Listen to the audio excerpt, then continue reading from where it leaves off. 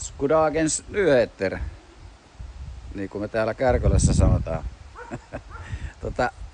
Mä ajattelin semmosesta asiasta puhua muutaman sanan kuin semmosesta niin kuin huomiovääristymästä, mikä liittyy noihin päihderiippuvuusjutskiin ja muihinkin addiktioihin.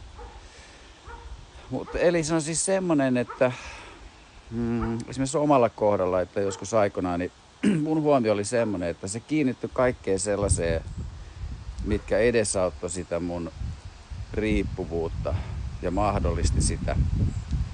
Eli mä huomasin maailmasta sellaisia asioita, että aina kun mä menin esimerkiksi johonkin uuteen mestaan, niin mä huomasin kaikki ravintolat, sitten alkot, sitten sen näköiset ihmiset, ketkä vois käyttää samankaltaisesti kuin mä itse.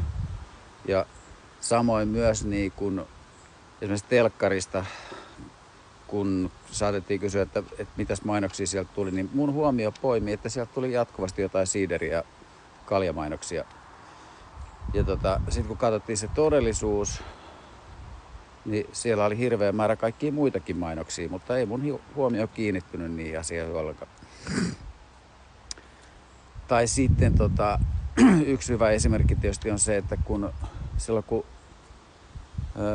nainen on raskaana, niin silloin pikkuhiljaa se huomio, tutka alkaa poimia sieltä maailmasta vaan sellaisia asioita, jotka edesauttaa sitä, että se vauva selviäisi ja silloin olisi mahdollisimman hyvät elinolosuhteet.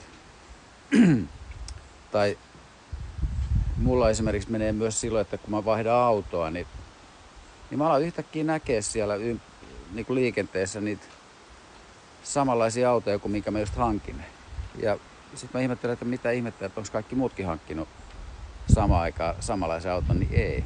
Et ne on ollut siellä koko ajan, mutta mä en ole vaan, mun huomio tutka ei ole poiminut niitä mun tietoisuuteen. Mutta okei, siis päihderiippuvuuksissa niin tää tutka sitten, se valjastuu tosiaan sen riippuvuuden eteen.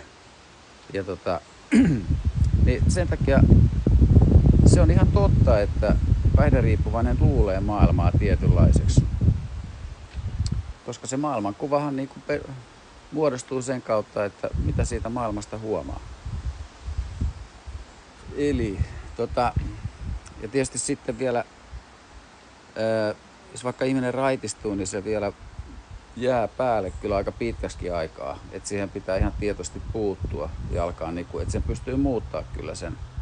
Että saattaa olla esimerkiksi niin, että huomaa, että kun menee johonkin vaikka syömään tai ravintolaan, niin jotenkin se huomio edelleenkin poimii sieltä sellaisia ihmisiä, ketkä käyttää jotenkin rankemmin päihteitä. Tai ylipäätään, että kuka juo mitäkin ja jäikö sillä nyt lasiin jotakin vai eikö jäänyt. Mutta siellä voi sitten tehdä esimerkiksi niin, että ihan tietoisesti kiinnittää sen tai kääntää sen huomion niin, että rupeekin kattelee, että kukas täällä juo vissyä ja kuka juo kahvia.